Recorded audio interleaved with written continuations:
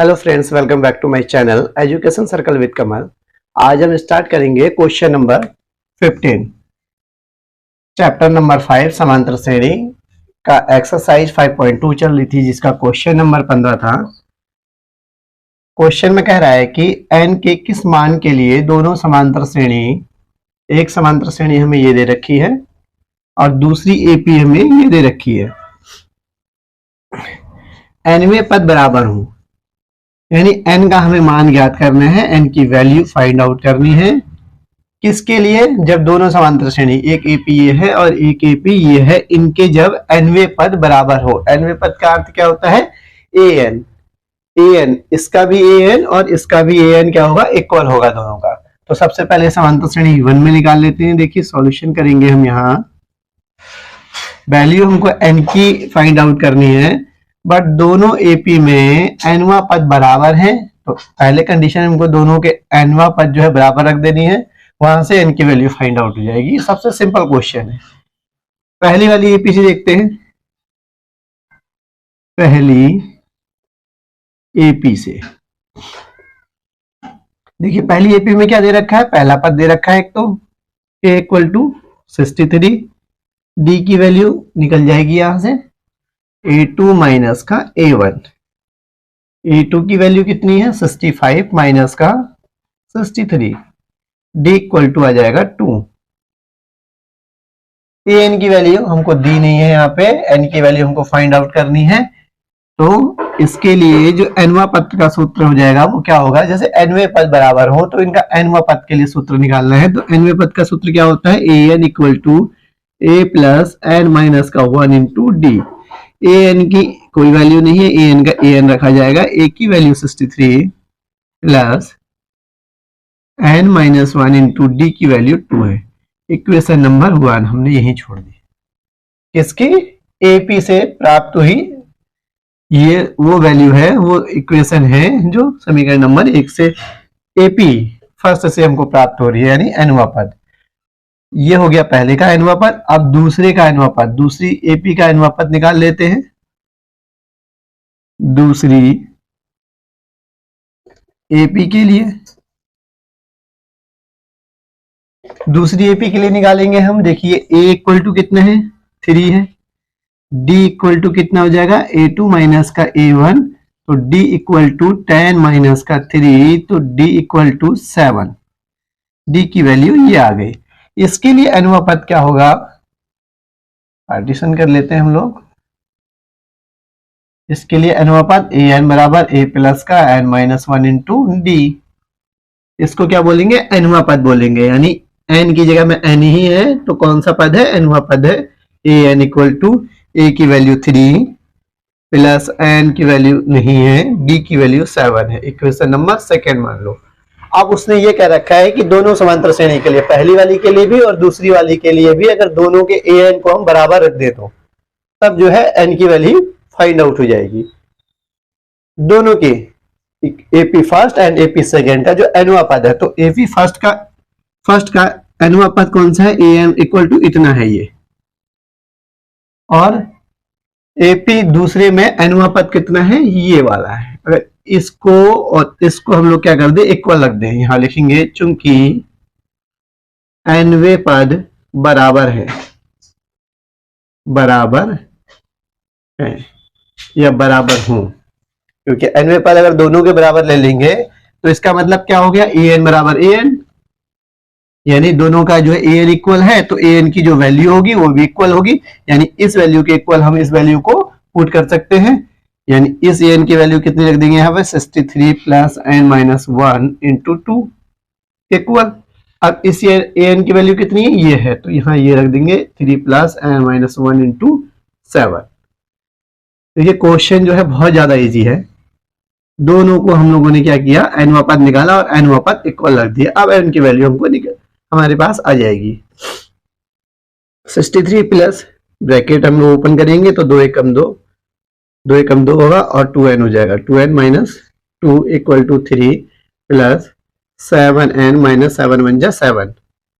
63 plus 2n minus 2 सारी संख्याओं को जितने भी टर्म है हम इस साइड ले लेते हैं, माइनस का 3, माइनस का 7 एंड माइनस का है तो वो प्लस का हो जाएगा, इक्वल उधर क्या बचा 0 टर्म।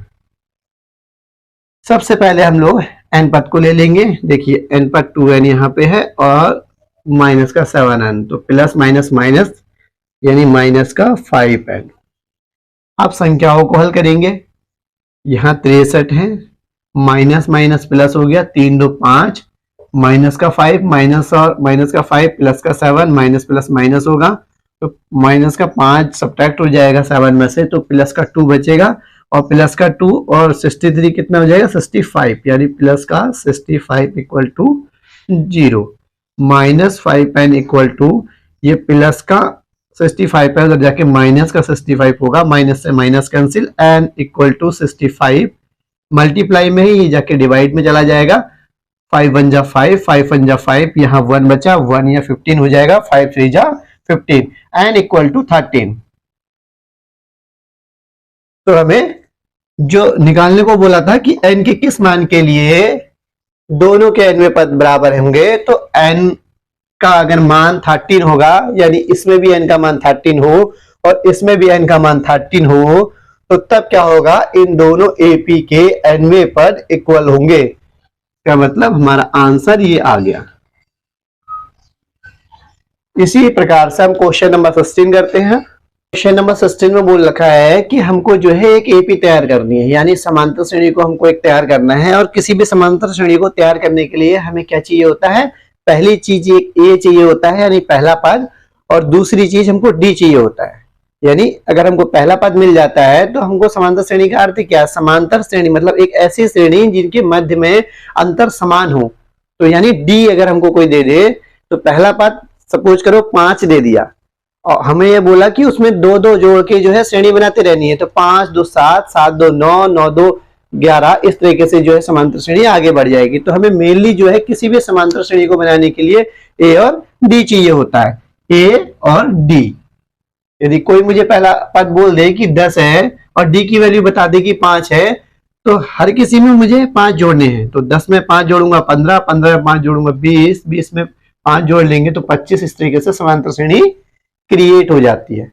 तो मेनली हमको ए और डी की वैल्यू चाहिए होती है। तो अब यहां पे हम लोग देखेंगे कि हमें क्या क्या दिया है, वह एपी ज्ञात कीजिए बोल रहा है जिसका तीसरा पद 16 है। तो हमें जो दे दिया है वो लिख लेते हैं सवाल को हल करने के लिए। तीसरा पद यानी A3। मैं बहुत ज्यादा इसको लॉन्ग क्वेश्चन नहीं बनाऊंगा, शॉर्ट में हम लोग करेंगे। तीसरा पद 16 है तो A3 लिखते हैं तीसरे पद को, यानी 16 हो गया।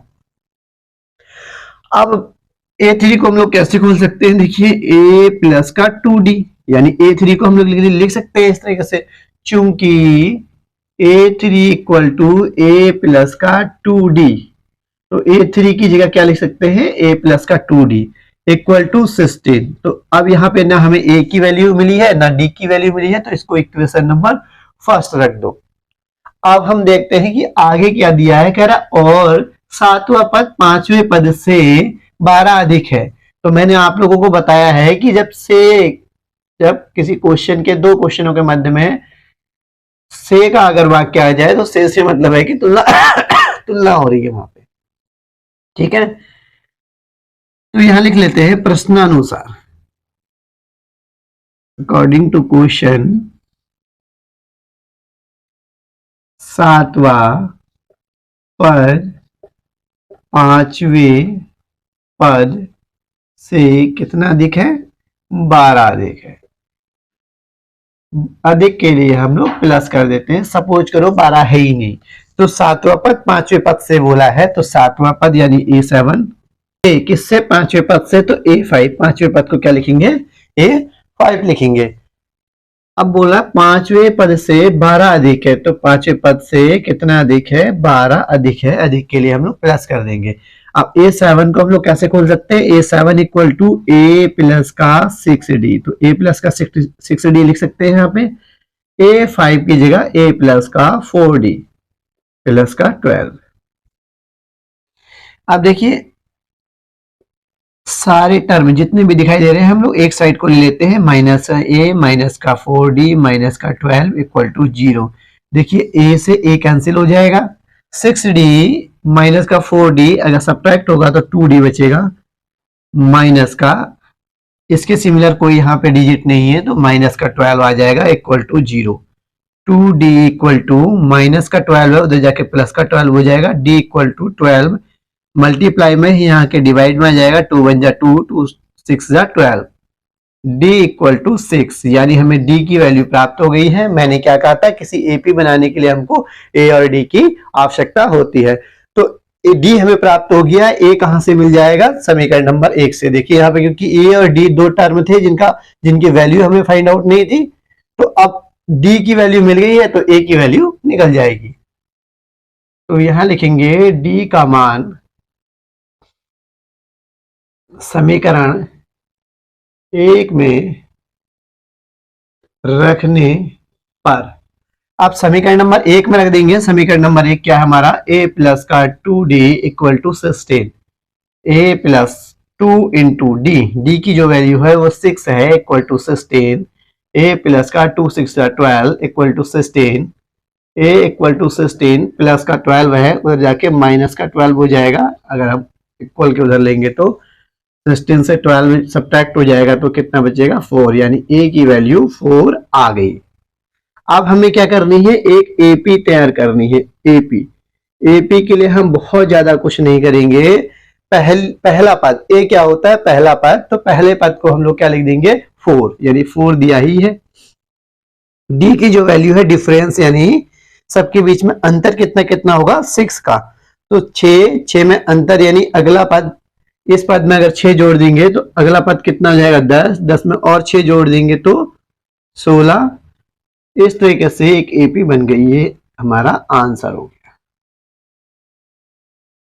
क्वेश्चन के अकॉर्डिंग अगर हम लोग करें सॉल्यूशन तो सबसे इजी तरीके से हमारा क्वेश्चन निकल जाता है। इसमें मोस्टली क्वेश्चन ऐसे ही हैं। देखिए एपी ज्ञात कीजिए जिसका तीसरा पद इतना है, तो तीसरा पद हम लोगों ने इतना लिख दिया। अब हमें मालूम नहीं कि इसके आगे क्या होगा, तो हमने इसको ऐसे ही छोड़ दिया, क्योंकि ना ए की वैल्यू मालूम थी ना डी की वैल्यू थी, तो हमने इसको ऐसे ही छोड़ दिया।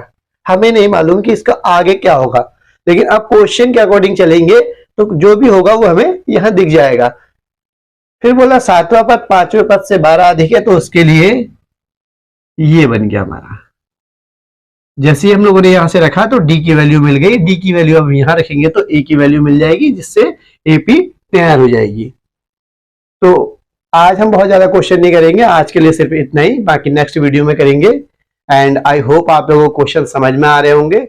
तो आप लोगों से रिक्वेस्ट है कि अगर आप लोगों को कोई क्वेश्चन समझ में नहीं आते हैं या फिर कहीं डाउट है क्वेश्चनों में, तो आप जो है कमेंट करके जरूर पूछ सकते हैं, मैं उनके ऊपर वीडियो भी अलग से बना दूंगा। And thank you. तो ज्यादा शेयर एंड लाइक कीजिए, एंड चैनल में नए हैं तो चैनल को सब्सक्राइब करना ना भूलें। Thank you.